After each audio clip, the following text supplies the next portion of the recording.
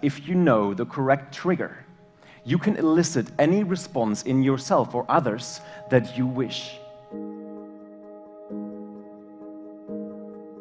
I will talk to you about the one tool that I have used that has done me well over the last 11 years, time and time again.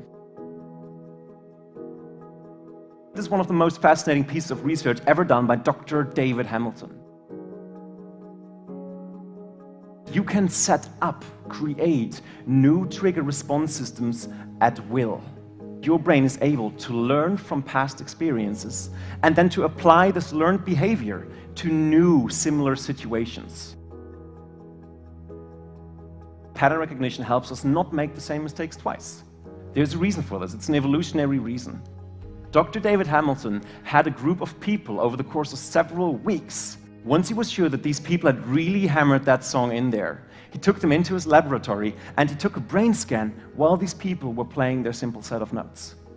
That's the boring part. The fascinating part happened right after, because he took another brain scan, this time, however, asking the people to only imagine that they were playing the same thing. The really cool thing is that if you held up both brain scans next to each other, just from looking at them, there was no way to distinguish which brain scan was taken when they actually played the song and which brain scan was taken when they merely imagined playing the song. What this tells us is that in our brain there is no essential difference between having an actual experience or vividly imagining it. And that's exactly what will enable us to create anchors for ourselves. How do we do that? The first step. The state could be the emotion that you want to anchor, maybe happiness or confidence or focus or concentration. For the sake of demonstration, we will do this together in a moment. Let's say that the trigger that we will use is going to be this, placing your thumb and your forefinger together like this. The next step you will want to take is to... And the simplest way of doing that is to find 3 memories where that state is prominent. So if you're not already thinking about it, please start finding 3 memories where you felt happy.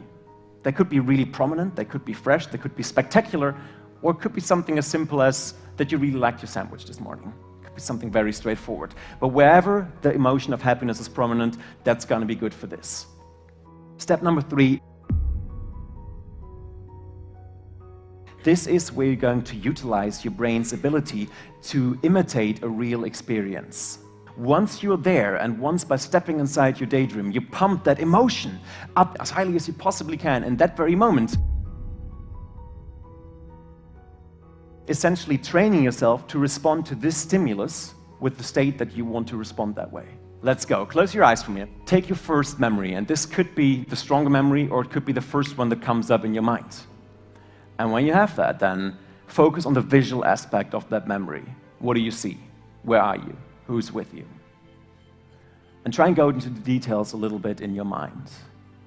And from there, shift your focus to the auditive aspect of that memory. Listen to what you heard. Words, environmental sounds, your own heartbeat, breathing. And from there, shift it again to what you smelled. There might have been good smells or bad smells, prominent smells, subtle smells. And when you're already at it, go to what you could taste. And maybe there was no specific taste in your mind right now, and if that's the case, then be aware of that as well.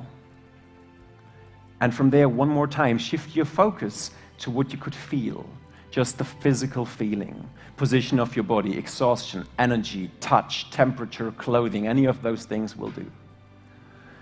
And from there, shift your focus to what you could feel inside that emotion. Notice where in your body it starts, and allow it to grow stronger with every breath you take. Give it a color if you can, and make the color brighter. Make it move through your body quicker and quicker. Allow it to grow into your hands, your fingers, your legs, into your toes, up into the tips of your hairs, into your face. If you want to smile, you can smile. That's absolutely fine. And in a moment, I'm going to count from 3 to 0. And with each number that I count, I'd like you to let that emotion grow stronger and stronger, as strongly as you possibly can. And once we are at 0, do your anchor movement, thumbs and forefingers, for 3 seconds, then release and keep your eyes closed. We will do one more memory afterwards. There'll be 3. Allow that memory to go stronger and stronger. Allow it to curse through your body. Allow that smile to spread onto your face. There'll be 2, making it grow warmer and warmer, harder and harder throughout your body. There'll be 1, get ready to press, and 0. Press your anchor together for 3 seconds, 2, 1, release, close your eyes and let go. Very well done. We're missing one last step. Let your minds go blank and give yourself a scaling from 1 to 10 at where you would rate your happiness right now. And then in a moment, we're going to use the anchor together from 3 to 0. In a moment, we will use this together. And at 0, you will press your anchor together. You'll do this for 10 seconds, and you will do your very best to bring that emotion of happiness up again, and we will test it against where you are right now. So if you have a rating in mind, close your eyes. Get ready to do your anchor. This is the test. I will count from 3 to 0. On the count of 0, put your anchor together. You get 10 seconds to bring that emotion up as highly as you can. That'll be 3, 2, 1, press your anchor together, and 10 seconds. 9, allow that emotion to grow, grow, grow, grow. 7, 6, 5, allow it to grow more and more throughout your body. 4, 3, 2, 1, let go and release. Fantastically done. The more often you do this, the stronger it will actually get. And just test yourself against that. Check again, on a scale from 1 to 10, how happy are you?